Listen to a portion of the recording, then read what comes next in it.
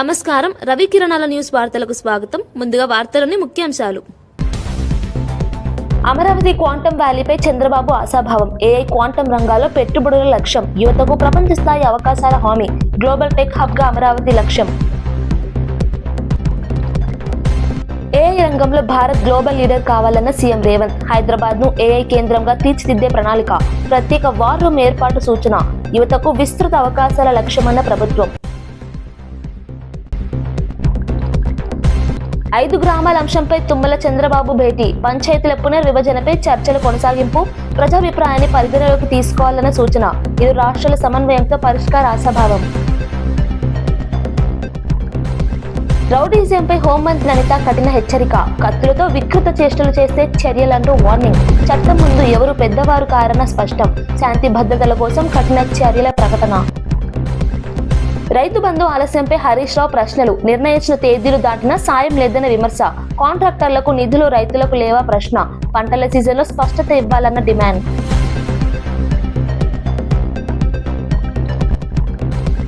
శాసన మండలిలో శ్రీ వెంకటేశ్వర స్వామి చిత్రపటాలను విసిరేయడం హిందువుల మనోభావాలను తీవ్రంగా దెబ్బతీసిందని మంత్రి కందుల దుర్గేష్ పేర్కొన్నారు. పవిత్రమైన సభలో దేవుడి చిత్రపటాలపై అవమానకర ప్రవర్తన చేయడం అత్యంత హేయమైన చర్య అని విమర్శించారు. ఈ ఘటనపై వైసీపీ అధినేత జగన్ బహిరంగ క్షమాపణ చెప్పాలని డిమాండ్ చేశారు.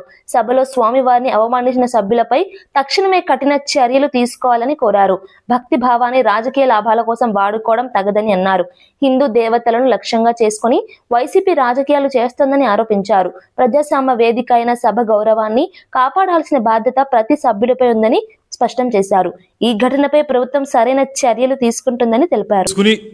ఆ చిత్రపటాన్ని ఒక ప్లకార్డ్ లా వాడుతూ సభలోకి తీసుకురావడం అనేదే చాలా పెద్ద అపచారం. అంటే దీనికి వైఎస్ జగన్మోహన్ రెడ్డి గారి యొక్క డైరెక్షన్తో నడిచేరనేటువంటిది స్పష్టంగా కనబడతా ఉంది. వారందరూ వచ్చి సభలో ప్లకార్డులు ప్రదర్శించినట్లుగా వెంకటేశ్వర స్వామి చిత్రపటాన్ని ప్రదర్శించి ఆ హడావిడి అయిపోయిన తర్వాత తిరిగి వెళుతూ చాలా నిర్లక్ష్యంగా టేబుల్ మీదకి ప్లకార్డులతో పాటు ఆ చిత్రపటాన్ని కూడా విసిరేసిన సంఘటన కూడా మనం చూస్తాం. అటువంటి దుర్మార్గకరమైనటువంటి విధానాన్ని తీవ్రంగా ఖండిస్తున్నాం. ఇవాళ ఈ రాష్ట్రంలో ప్రజాస్వామ్యం అంటే విలువ లేదు మీకు. దాంతోపాటు భగవంతుని పట్ల అపచారాలు చేయడం నిత్యకృత్యం అయిపోయింది మీకు. దాంతోపాటు ఇవాళ ఏ రకంగా సమర్థించుకోవడానికి మీరు ఈ రకమైన కార్యక్రమాలు చేస్తూ ఉన్నారు. 100% ఇది జగన్మోహన్ రెడ్డి గారి పర్యవేక్షణలో డైరెక్ట్గా ఆయన చెప్పిన విధంగానే జరిగింది కనుక నేను డిమాండ్ చేస్తున్నాను జనసేన పార్టీ తరఫున. ఈ రాష్ట్ర ప్రజలకి హిందువుల మనోభావాలను దెబ్బతీసినందుకు హిందూ జాతికి జగన్మోహన్ రెడ్డి గారు క్షమాపణలు చెప్పాలనేటువంటి మాటని మేము స్పష్టంగా చెప్తా ఉన్నాం. ఇది ఆషామాషిగా తీసుకునే వ్యవహారం కాదు. ప్రతిసారి మీకు పరమత సహనం ఉన్నటువంటి ఈ దేశంలో పరమత సహనాన్ని పాటించేటువంటి వ్యక్తుల మీద ఈ రకమైనటువంటి కార్యక్రమాలను చేపట్టడం, మీకు పరమత సహనం లేదనేటువంటి మాట స్పష్టంగా అర్థమవుతూ ఉంది. మీ రాజకీయాల కోసం, మీ దుర్మార్గాల కోసం కలియుగ ప్రత్యక్ష దైవం వెంకటేశ్వర స్వామిని వాడుకుంటారా? దీనివల్ల హిందువుల మనోభావాలు ఎంతగా దెబ్బతింటాయి. ప్లకార్డులు పట్టుకురావడమే తప్పు అనేటువంటి సాంప్రదాయం ఉన్నటువంటి ఈ శాసనసభలో కానీ శాసన మండలిలో కానీ సాక్షాత్తు వెంకటేశ్వర స్వామి చిత్రపటాన్ని తీసుకొచ్చి నిర్లక్ష్యంగా విసిరేసి బూట్లతో వచ్చి అపచారం చేసినటువంటి మీ దుర్మార్గాన్ని మాత్రం ఇవాళ రాష్ట్ర ప్రజలందరూ గమనిస్తూ ఉన్నారు. మీరు క్షమాపణలు చెప్పి బేషరతుగా మొత్తం జాతికి క్షమాపణలు చెప్పకపోతే తగిన బుద్ధి మరింతగా అందరూ తెలియజేస్తారనేటువంటి మాటను తెలియజేస్తూ ఖచ్చితంగా దీని మీద యాక్షన్ తీసుకోవాల్సిందిగా చైర్మన్ గారిని కూడా మేము కోరుతా ఉన్నాం. ఇది ఆషామాషిగా వదలొద్దు. ఈ రకంగా చేయటం వల్ల రేపొద్దున మరొకటి ఇలాంటి కార్యక్రమాలు అనేక జరిగేదానికి అవకాశం ఉంది కనుక దీని మీద తీవ్రమైన చర్యలు తీసుకుని ఈ రకమైనటువంటి దేవుళ్ళకి సంబంధించినటువంటి చిత్రపటాలు ఏ దేవుడైనా కానివ్వండి ఆ చిత్రపటాలు తీసుకురావడం అనేటువంటి కార్యక్రమాన్ని ఆ విధంగా చంద్రబాబు ప్రభుత్వానికి పవన్ కళ్యాణ్ కాపలా కాస్తున్నారని మాజీ మంత్రి అంబటి రాంబాబు విమర్శించారు. కూటమి ప్రభుత్వం కేవలం చంద్రబాబు ప్రయోజనాల కోసం పనిచేస్తోందని ఆరోపించారు. పవన్ అసలు బలం తన కులమని, కానీ చంద్రబాబు బలం మాత్రం పవనేనని వ్యాఖ్యానించారు. ప్రజల సమస్యలపై దృష్టి పెట్టకుండా రాజకీయ లెక్కలు చూసుకుంటున్నారని మండిపడ్డారు. ఎంతకాలం ఇలా కొనసాగిస్తారని ప్రశ్నించారు. కూటమి రాజకీయాలు రాష్ట్రానికి ఉపయోగపడటం లేదని అన్నారు. ప్రజల నమ్మకాలను వమ్ము చేసే విధంగా పాలన సాగుతోందని ఆరోపించారు. రాజకీయ స్వార్థం కోసం పరస్పర సహకారం కొనసాగుతోందని పేర్కొన్నారు. నీ బలం నీ కులం గుర్తుపెట్టుకో. నీ బలం నీ కులం. చంద్రబాబు బలం నువ్వు. అర్థమైందా? చంద్రబాబు బలం నువ్వు, నీ బలం కులం. రాజకీయం చేస్తున్నావు, పిచ్చి రాజకీయం చేసుకో, అభ్యంతరం లేదు. కానీ మమ్మల్ని చంపేసినా కూడా నువ్వు కాపు కాస్తానంటే ప్రజలు ఒప్పుకోరనేది కూడా ఈ సందర్భంగా గుర్తు చేస్తున్నా. టైం విల్ కమ్, పరిస్థితులు వస్తాయి. 20 మాసాలు అయిపోయింది ఈ ప్రభుత్వానికి. నేనేమి విధ్వంసకారుని కాదు. నా మీదకి వచ్చారే వందనాదేవి గారు, చూశారుగా ఏం తిట్టిందో ఒక మహిళ. వైసీపీ శాసన సభాపక్ష కార్యాలయం వద్ద మార్షల్స్ మోహరించడంతో రాజకీయ ఉద్రిక్తత నెలకొంది. తాము క్షమాపణ చెప్పే ప్రసక్తే లేదని ఎమ్మెల్సీ బొత్స సత్యనారాయణ స్పష్టం చేశారు. ముందుగా చంద్రబాబే క్షమాపణ చెప్పాలని డిమాండ్ చేశారు. తిరుమల లడ్డుపై అబద్ధపు ప్రచారం జరిగిందని ఆరోపించారు. స్వామివారిని రాజకీయాల్లోకి లాగింది కూటమి నేతలేనని పేర్కొన్నారు. మండలిలో తమ సభ్యులు చెప్పులు ధరించలేదని, తానే స్వయంగా చెప్పులు విప్పమని సూచించామని తెలిపారు. ఆధ్యాత్మిక అంశాలను రాజకీయ ప్రయోజనాల కోసం ఉపయోగించడం సరైంది కాదన్నారు. నిజాలు బయటకు రావాలని కోరారు.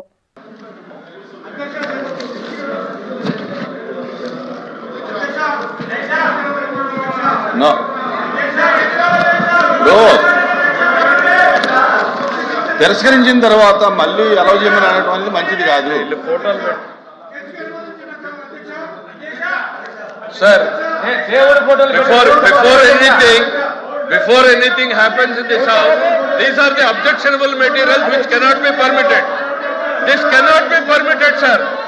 They should be, sir, Chairman sir, the Venkateswara Swami photos పెట్టుకుని the way they are behaving, బుద్ధుందా సార్ వీళ్ళకి?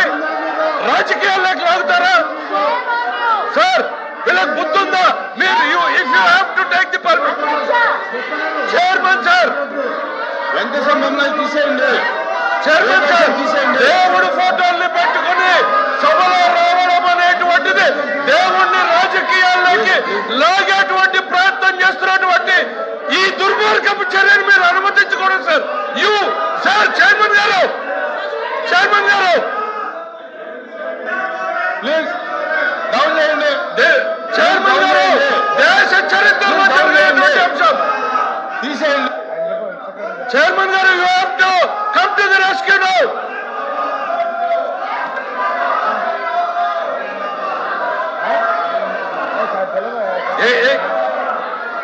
చైర్మన్ గారు, చైర్మన్ సార్, దేవుడు అంటే నమ్మకం లేదు, దేవుడు అంటే గౌరవం లేదు, దేవుడు అంటే భయం లేదు. కేవలం నాయకుడు చెప్పినట్టు నడుచుకున్నటువంటి ఈ ప్రక్రియలో వెంకటేశ్వర స్వామి ఫోటోల్ని ఈ రకంగా సభలో తీసుకురావడం, ఇది హిందూ ధర్మాన్ని, హిందూ జాతి నమ్మకాన్ని, ఇది ప్రజల్ని ఈ రకమైనటువంటి చర్యల ద్వారా రెచ్చగొట్టేటువంటి ప్రయత్నం చేస్తూ ఉంది. ఇది దుర్మార్గమైనటువంటి చర్య సార్. మీరు దయచేసి దీన్ని అనుమతించొద్దు. దీన్ని నిర్దాక్షిణ్యంగా, ఇట్ ఈస్ యువర్ రెస్పాన్సిబిలిటీ. ఈ ప్లే కార్డులకు కానీ ఈ దేవుడి బొమ్మలు కానీ చేయని అనుమతి లేదు. Please the house is exam for 10 minutes. రౌడీయిజంపై హోంమంత్రి వంగలపూడి అనిత తీవ్రంగా మండిపడ్డారు. రోడ్లపై కత్తులతో కేకులు కట్ చేస్తూ వికృత చేష్టలు చేసే వారిని ఉపేక్షించబోమని హెచ్చరించారు. చట్టం ముందు ఎవరూ పెద్దవారు కాదని స్పష్టం చేశారు. ఇది రాజారెడ్డి రాజ్యాంగం కాదని, ముఖ్యమంత్రి చంద్రబాబు నడిపిస్తున్న అంబేద్కర్ రాజ్యాంగం అని పేర్కొన్నారు. శాంతి భద్రతలను కాపాడేందుకు కఠిన చర్యలు తీసుకుంటామని తెలిపారు. ప్రజల్లో భయం కలిగించే చర్యలను సహించబోమని హెచ్చరించారు. యువత చట్టాన్ని గౌరవించాలని సూచించారు. రాష్ట్రంలో నేరాలకు తావు లేకుండా పోలీస్ వ్యవస్థ పనిచేస్తుందని వివరించారు. చూస్తూ ఊరుకోవడానికి ఇక్కడ ఉన్నది జగన్మోహన్ రెడ్డి కాదు అధ్యక్ష, హింసను ప్రేరేపించడానికి. ఇక్కడ ఉన్నది చంద్రబాబు నాయుడు గారు. మూగ జీవాల్ని కూడా తలలు నరికి దాంతోనేమో అభిషేకాలు చేస్తాము, మాకు నచ్చినట్టు మేము ఉంటామని చెప్పడానికి ఇది రాజారెడ్డి రాజ్యాంగం కాదు. ఇది గౌరవ ముఖ్యమంత్రి గారు నడిపిస్తున్న అంబేద్కర్ రాజ్యాంగం. తప్పు చేసిన వాడు ఎలాంటి వాడైనా, ఏ పార్టీ వాడైనా, ఎలాంటి సిచ్యువేషన్లో ఉన్నా కూడా వాడికి శిక్ష తప్పదు అని చెప్పడానికి మేము ఇక్కడ నుంచే మెసేజ్ ఇస్తున్నాం అధ్యక్ష. ప్రతి ఒక్కరు కూడా గీత దాటితే కటకటాలే, అంతకు మించి వేరేది ఏమీ లేదు. దానికి సంబంధించి మీరు ఎన్ని మాట్లాడుకున్నా బయట అన్నిటికీ సమాధానం చెప్పడానికి మేము సిద్ధంగా ఉన్నాం. లా అండ్ ఆర్డర్ విషయంలో ఉపేక్షించే పరిస్థితి లేదు అని చెప్పడానికి మరొకసారి గౌరవ ముఖ్యమంత్రి గారి తరఫున బూతులు అదొక్కటి చెప్పేస్తాను. మళ్ళీ ఎత్తారండి. సోషల్ మీడియాకి సంబంధించి కూడా ఒక గ్రూప్ ఆఫ్ మినిస్టర్స్ ఒక మీటింగ్ కూడా ఏర్పాటు చేసుకున్నాం అధ్యక్ష. దాని మీద కూడా అతి త్వరలోనే ఒక మంచి చట్టాన్ని కూడా తీసుకొస్తామని సభకి తెలియజేసుకుంటూ thank you so much sir. జై హింద్. మున్సిపల్ ఎన్నికల కోడ్ ముగిసిన వెంటనే రైతు బంధు ఇస్తామని ప్రభుత్వం ప్రకటించిందని, కానీ నిర్ణయించిన తేదీలు దాటిపోయినా రైతులకు సాయం అందలేదని హరీష్ రావు విమర్శించారు. రైతులు నాట్లు వేసే సమయానిక లేదా కోతల సమయంలోన రైతు బంధు ఇస్తారో ప్రభుత్వం స్పష్టం చేయాలని డిమాండ్ చేశారు. ఇప్పటికే 2 పంటల సీజన్లకు రైతు బంధు ఇవ్వలేదని గుర్తు చేశారు. పెద్ద కాంట్రాక్టర్లకు 1000 కోట్ల బకాయిలు చెల్లించేందుకు నిధులు ఉన్నా రైతులకు సాయం చేయడానికి డబ్బులు లేవా అని ప్రశ్నించారు. రైతుల ఆర్థిక ఇబ్బందులను ప్రభుత్వం పట్టించుకోవడం లేదని ఆరోపించారు. వ్యవసాయంపై ఆధారపడిన కుటుంబాలు తీవ్రంగా నష్టపోతున్నాయని పేర్కొన్నారు. ఇంకెప్పుడు ఇస్తావు? ఇప్పటికే 2 రైతు బంధులు ఎగ్గొట్టినావు, 4 రైతు బంధులకు 2 ఎగ్గొట్టినావు, 2 ఇచ్చినావు, ఇప్పుడు 5వది. ఇది కూడా ఇస్తావా? ఎగబెడతావా? ఇంకెప్పుడు ఇస్తావు? ఎందుకు ఆలస్యం? కరోనాలో కూడా కేసీఆర్ గారు రైతు బంధు ఆపలే, నువ్వెందుకు ఆపుతున్నావు? నువ్వు కాంట్రాక్టర్లకు మాత్రం 20,000 కోట్ల బిల్లులు ఇచ్చినావు. ఈ సంవత్సరం 20,000 కోట్లు కమిషన్ల కోసం బడా కాంట్రాక్టర్లకు బిల్లులు ఇచ్చినావు. బడా కాంట్రాక్టర్లకు బిల్లులు ఉంటాయి కానీ మా బక్కచిక్కిన రైతులకు రైతు బంధు వేయడానికి డబ్బులు లేవా నీ దగ్గర? ఎందుకు రైతులంటే చిన్న చూపు? ఎందుకు రైతు బంధు డబ్బులు ఇప్పటిదాకా వేయలేదు? ఫిబ్రవరి 20వ తారీఖు వస్తే కూడా రైతు బంధు రాదా? మొదలేసిన మార్చిలో అయితే ఇక కోతలకే వస్తాయి. మరి పెట్టుబడికి ఇస్తావా, కోతలకి ఇస్తావా? పోయిన యాసంగికి సన్నవడ్లకు బోనస్ ఎగ్గొట్టినావు, మరి ఈ యాసంగికి సన్నవడ్లకు బోనస్ ఇస్తావా, ఇయ్యవా? ముందే చెప్పు. ఇప్పుడు బోనస్ వస్తుందంటే వేసుకుంటాం, లేకపోతే దొడ్డు వేసుకుంటాం. దొడ్డు వేసుకుంటే ఓ 4 క్వింటాలు ఎక్కువ పడతాయి. బోనస్ వస్తాయంటే సన్నయ్య వేస్తారు. బోనస్ రాదంటే దొడ్డు వేసుకుంటే 4 క్వింటాలు ఎక్కువ పడుతుంది కదా. నువ్వు పోయిన యాసంగికి బోనస్ ఎగ్గొట్టినావు, మరి ఈ యాసంగికి బోనస్ ఉంటుందా ఉండదా రైతులకు స్పష్టం చేయాలని చెప్పి కూడా నేను డిమాండ్ చేస్తూ, అమరావతిలో ఏర్పాటు చేస్తున్న క్వాంటమ్ వ్యాలీ గురించి ప్రపంచం మాట్లాడే రోజు సమీప భవిష్యత్తులో వస్తుందని ముఖ్యమంత్రి చంద్రబాబు అన్నారు. అత్యాధునిక సాంకేతిక రంగాలలో ఆంధ్రప్రదేశ్ ను ముందంజలో నిలపాలన్నదే ప్రభుత్వ లక్ష్యమని తెలిపారు. క్వాంటమ్ కంప్యూటింగ్, ఆర్టిఫిషియల్ ఇంటెలిజెన్స్ రంగాల్లో పెట్టుబడులను ఆకర్షిస్తామని పేర్కొన్నారు. యువతకు ప్రపంచ స్థాయి అవకాశాలు కల్పించేందుకు ప్రత్యేక విధానాలు రూపొందిస్తున్నామని చెప్పారు. అమరావతిని గ్లోబల్ టెక్నాలజీ హబ్ గా తీర్చిదిద్దుతామని స్పష్టం చేశారు. రాష్ట్ర అభివృద్ధికి సాంకేతికత కీలకమని పేర్కొన్నారు. Not only AI, integrated data centers, AI, quantum, you name anything, everything we are going in that direction. We are very happy. Things are happening positively. We are living in an inspiring time. Everybody has to work in that direction. Chandrababu దేవుడిపై ఎంత భక్తి ఉందో ఒక photo చాలని YCP MLC వరుడు కళ్యాణి వ్యాఖ్యానించారు. షూలు వేసుకుని పూజలు చేసిన దృశ్యాలను ప్రస్తావిస్తూ విమర్శించారు. జగన్ చంద్రబాబు మధ్య భక్తి విషయంలో తేడా స్పష్టమని పేర్కొన్నారు. దేవుడి అంశాన్ని రాజకీయంగా ఉపయోగించడం తగదని అన్నారు. భక్తి వ్యక్తిగతమైదనే రిపీట్ ఉంది. మా జగనాన్నకి దేవుడు అంటే ఎంత భక్తి ఉంది, ఈ ఫోటో ఒక్కటే సాక్ష్యం. 100 ఫోటోలు చూపించాల్సిన అవసరం లేదు. కనీసం స్వామి తాలూకా ప్రసాదం తీసుకున్నా, ఒక ఫోటో తీసుకున్నా, ఏదైనా చెప్పులు విడిచిపెట్టి జగనన్న చేస్తారు.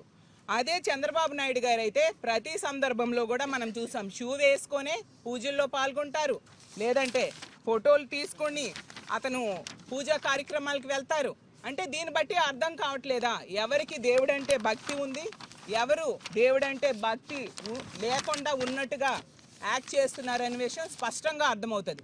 కౌన్సిల్లో ఎవరైనా పట్టుకున్న వాళ్ళం కూడా చెప్పులు విడిచిపెట్టి, అది కూడా ఆ దేవదేవుడు అందరికీ మంచి బుద్ధి ప్రసాదించాలి, దేవుడు వాడే లడ్డూకు వాడే నెయ్యిలో కల్తీ జరిగింది అనేసి తప్పుడు ఆరోపణలు మీరు చేశారు కాబట్టి దాని మీద చర్చ జరగాలి. ఇందాపూర్కి అలాగే హెరిటేజ్కి ఉన్న సంబంధాల మీద చర్చ జరగాలి, వీళ్ళకి మంచి బుద్ధి ప్రసాదించు దేవుడా అనేసి మాత్రమే చెప్పడం జరిగింది. కాబట్టి ఇప్పటికైనా వీళ్ళు ఈ డైవర్షన్ పాలిటిక్స్ మానుకొని ప్రజలు కోరుకున్నట్టుగా, మా కౌన్సిల్లో మా వైఎస్ఆర్ కాంగ్రెస్ పార్టీ సభ్యులందరూ కోరుకున్నట్టుగా హెరిటేజ్కి ఇందాపూర్కి ఉన్న సంబంధాల మీద చర్చ జరగాల్సిందిగా, జరిగేట్టుగా చేయాల్సిందిగా మేము డిమాండ్ చేస్తూ సెలవు తీసుకుంటాం. ఒక నేతకు తెలంగాణ ప్రజలు జాతిపిత అనే పేరు ఇచ్చారని మాజీ ఎమ్మెల్యే నన్నపునేని నరేంద్ర వ్యాఖ్యానించారు. తెలంగాణ సాధనలో ఆయన పాత్రను గుర్తించి ప్రజలు ఈ బిరుదు ఇచ్చారని అన్నారు. రాష్ట్ర ఆత్మగౌరవం కోసం చేసిన పోరాటం ప్రజల మనస్సులో నిలిచిందని పేర్కొన్నారు. రాజకీయ విభేదాలున్న చరిత్రను మరవకూడదని సూచించారు. AK-47 పెట్టుకొని ఉద్యమకారులను కాల్చాలని ప్రయత్నించిన రేవంత్ రెడ్డి తెలంగాణకు ఏ రోజు కూడా జై తెలంగాణ అనేది నువ్వా? ఆంధ్ర నుంచి వచ్చిన నీ అల్లుడా, నీ బిడ్డ? ఎవరు జాతిపిత? తెలంగాణ కోసం కేసీఆర్ గారు చావు నోట్లో తలబెట్టి సాధించి 14 సంవత్సరాలు కష్టపడి చివరికి వాళ్ళు తెలంగాణ ఇవ్వరని ఆమరణ నిరాహార దీక్ష చేసి తెలంగాణ సాధించుకొని 10 ఏళ్ళు సుభిక్షంగా ఉండే తెలంగాణ కోసం పనిచేసినటువంటి నాయకుడిని పట్టుకొని నువ్వు జాతిపిత కాదు, ఎవరు జాతిపిత అంటావా? భారతదేశానికి స్వాతంత్రం తీసుకొచ్చింది గాంధీ గారు, భారతదేశ ప్రజల కోసం కొట్లాడింది గాంధీ గారు. కాబట్టి భారతదేశ ప్రజలిచ్చిన పిలుపు అది. గాంధీని జాతిపిత అన్నారు. తెలంగాణ రాష్ట్రం కోసం కొట్లాడింది కేసీఆర్ గారు. ఎందరో అమరలైళ్ళు దాన్ని ముందు నడిపించినటువంటి వ్యక్తి కేసీఆర్ గారు. తెలంగాణ ప్రజలకు హెరిటేజ్ ప్రభావంతో భారతీయ సిమెంట్ ఫ్యాక్టరీ వద్ద టీడీపీ ఆధ్వర్యంలో ధర్నా జరిగింది. భూములు కోల్పోయిన రైతులకు ఉద్యోగాలు కల్పించాలని, జీతాలు పెంచాలని లింగాయపల్లి గ్రామస్తులు డిమాండ్ చేశారు. నిరసనకారులకు టీడీపీ నాయకులు మద్దతు తెలిపారు. స్థానిక ప్రజల హక్కుల కోసం పోరాటం కొనసాగిస్తామని ప్రకటించారు. కంపెనీ యాజమాన్యం సమస్యలను పరిష్కరించాలని కోరారు. ప్రభుత్వ జోక్యం అవసరమని పేర్కొన్నారు.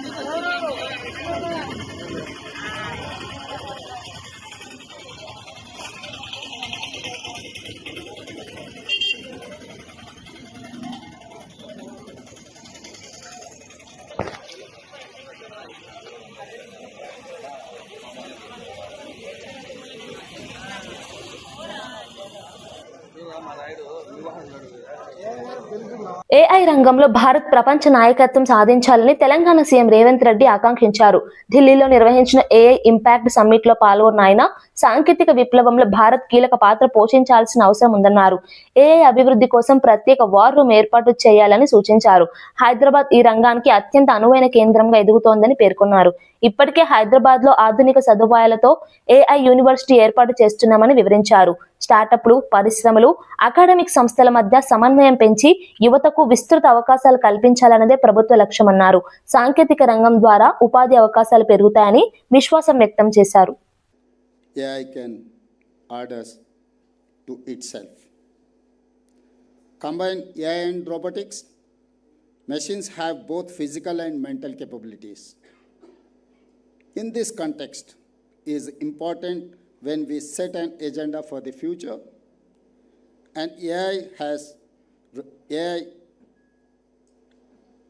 race has already begun. We see leadership of a few countries, companies, and people. Iconic towers లో శాఖల వారీగా ఉద్యోగులకు వర్క్ స్పేస్ కేటాయింపులపై మంత్రి నారాయణ ఆధ్వర్యంలోని మంత్రివర్గ ఉపసంఘం సమావేశమైంది.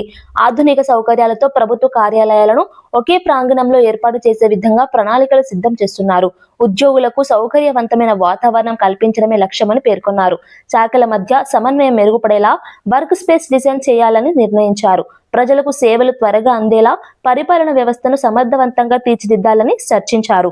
త్వరలోనే తుది నిర్ణయాలు తీసుకునే అవకాశం ఉందని తెలిపారు. శాంక్షన్ ఎంత ఉంది అనే డేటా అంతా తీసుకుని నెక్స్ట్ మండే మళ్ళా జీఓఎం పెడతాం. నెక్స్ట్ మండే కల్లా ఆ డేటా ప్రజెంట్ చేయమని చెప్పడం జరిగింది. ఇప్పుడు యాజ్ టీజ్గా వాళ్ళు తీసుకున్నది 2014-19లో 26,700 మంది ఉంటారని ఎస్టిమేట్ చేసి దానికి తగ్గట్టుగా యాక్చువల్గా ఆ రోజు ఈ 31.71 లక్షల కార్పెట్ ఏరియా వచ్చే విధంగా డిజైన్ చేశారు. 31.71 lakh square feet. దాన్ని జీఓఎం నెక్స్ట్ మండే మళ్ళా కూర్చుంటుంది. ఈ లోపల ఇతర రాష్ట్రాల్లో ఉన్న కొత్తగా కట్టిన సచివాలయం ఏదైతే ఉండేవో నయా రాయ్పూర్ కానీ లేదా మన పక్క రాష్ట్రం హైదరాబాద్ కానీ అదేవిధంగా సెంట్రల్ విస్రా సెంట్రల్లో కట్టింది కానీ వాటిల్ని కూడా స్టడీ చేసి దాంట్లో కూడా ఎన్ని స్క్వేర్ ఫీట్ కట్టారు, ఎంతమందికి అకామిడేషన్ ఇచ్చారు. అమరావతిలో ఏపీ ముఖ్యమంత్రి చంద్రబాబుతో మంత్రి తుమ్మల నాగేశ్వరరావు భేటీ అయ్యారు. రాష్ట్ర విభజన సమయంలో ఆంధ్రాలో కలిసిన 5 గ్రామ పంచాయతీలను తిరిగి తెలంగాణలో కలపాలనే అంశంపై చర్చించారు. ఈ గ్రామాల ప్రజల అభిప్రాయాలను పరిగణలోకి తీసుకోవాలని తుమ్మల కోరినట్లు సమాచారం. పరస్పర సహకారంతో సమస్య పరిష్కారం సాధ్యమవుతుందని ఆశాభావం వ్యక్తమైంది. ఇరు రాష్ట్రాల మధ్య సమన్వయం ద్వారా పరిష్కారం కనుగొనే దిశగా చర్చలు కొనసాగుతాయని వర్గాలు తెలిపారు. సమస్యలు విభజన చట్టంలో జరిగినటువంటి లోటుపాట్లతో పాటు ఆ రాష్ట్రానికి ఈ రాష్ట్రానికి ఉన్నటువంటి అనుసంధానంగా ఉన్నటువంటి రహదారుల విషయంలో, రైల్వే లైన్ల విషయంలో, ముఖ్యంగా విభజన చట్టం అప్పుడు భద్రాచలం పట్టణానికి ఎగువ భాగాన ఉన్నటువంటి గ్రామాలు కూడా ఆ రోజున చట్టంలో భద్రాచలం మండలంలో ఉండటం మూలాన ఆంధ్రప్రదేశ్లోకి తీసుకురావడం జరిగింది. ఆనాడు ప్రాజెక్టు కోసం 7 మండలాలు తెలంగాణ నుంచి ఆంధ్రప్రదేశ్కి బదిలీ చేశారు. దానికి కూడా తెలంగాణ ప్రభుత్వం వాళ్ళు పోలవరం కట్టుకోవాలి కాబట్టి యాక్సెప్ట్ చేశారు విభజన చట్టం ప్రకారంగా. కేవలం భద్రాచలం పట్టణం నుంచి మళ్ళీ తెలంగాణ రాష్ట్రానికి పోవాలంటే 5 గ్రామాల గుండా వెళ్లాల్సి వస్తుంది.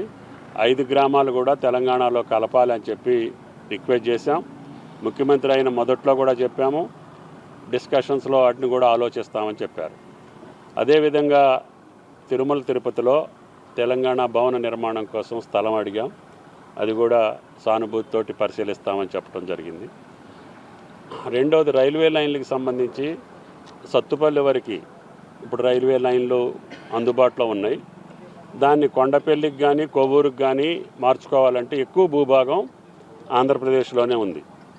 మా రాష్ట్రంలో నుంచి 10 కిలోమీటర్లు దాటితే తిరువూరు నుంచి కొండపల్లికి 50 కిలోమీటర్లోనే రైల్వే లైన్ కొండపల్లి కనెక్టివిటీ అవుతుంది. అప్పుడు బొగ్గు రవాణాకు కావచ్చు, వేరే రకమైనటువంటి రైల్వే ఉపయోగాలకి అమరావతికి అనుసంధానం అవుతుంది. ఆనాడు చుట్టూ తిరిగి వచ్చే పని లేకుండా నేరుగా సత్తుపల్లి నుంచి కొవ్వూరుకి, సత్తుపల్లి నుంచి అమరావతికి కనెక్టివిటీ వస్తుందని చెప్పాం. అది కేంద్ర ప్రభుత్వంతో మీరు సంప్రదించి ఆ 2 పనులు చేస్తే సింగరేణితోటి పాటు భద్రాద్రితోటి పాటు తెలంగాణ రాష్ట్రానికి అటు ఛత్తీస్గఢ్, జగదల్పూర్, మధ్యప్రదేశ్కి కూడా రైల్వే కనెక్టివిటీ వస్తుందని చెప్పి రిక్వెస్ట్ చేయడం జరిగింది. అదేవిధంగా 2 నేషనల్ హైవేలు ముఖ్యంగా పెండింగ్లో ఉన్నాయి. జగ్గయ్యపేట నుంచి కొత్తగూడెం వైరా తల్లాడ మీదుగా అది పెండింగ్లో ఉంది. ఎక్కువ భూభాగం ఆంధ్రాలో ఉంది. అదేవిధంగా వార్తలు ముగించే ముందు ముఖ్యాంశాలు మరోసారి. అమరావతి క్వాంటం వ్యాలీపై చంద్రబాబు ఆశాభావం. ఏఐ క్వాంటం రంగాల్లో పెట్టుబడుల లక్ష్యం. యువతకు ప్రపంచ స్థాయి అవకాశాల హామీ. గ్లోబల్ టెక్ హబ్ గా అమరావతి లక్ష్యం. ఏఐ రంగంలో భారత్ గ్లోబల్ లీడర్ కావాలన్న సీఎం రేవంత్. హైదరాబాద్ ను ఏఐ కేంద్రంగా తీర్చిదిద్దే ప్రణాళిక. ప్రత్యేక వార్ రూమ్ ఏర్పాటు సూచన. యువతకు విస్తృత అవకాశాల లక్ష్యమన్న ప్రభుత్వం. 5 గ్రామాల అంశంపై తుమ్మల చంద్రబాబు భేటీ. పంచాయతీల పునర్విభజనపై చర్చల కొనసాగింపు. ప్రజాభిప్రాయాన్ని పరిగణలోకి తీసుకోవాలన్న సూచన. ఇరు రాష్ట్రాల సమన్వయంతో పరిష్కార ఆశాభావం. రౌడీజంపై హోంమంత్రి అనిత కఠిన హెచ్చరిక. కత్తులతో వికృత చేష్టలు చేస్తే చర్యలంటూ వార్నింగ్. చట్టం ముందు ఎవరు పెద్దవారు కారన్న స్పష్టం. శాంతి భద్రతల కోసం కఠిన చర్యల ప్రకటన. రైతు బంధు ఆలస్యంపై హరీష్ రావు ప్రశ్నలు. నిర్ణయించిన తేదీలు దాటినా సాయం లేదన్న విమర్శ. కాంట్రాక్టర్లకు నిధులు రైతులకు లేవా ప్రశ్న. పంటల సీజన్లో స్పష్టత ఇవ్వాలన్న డిమాండ్.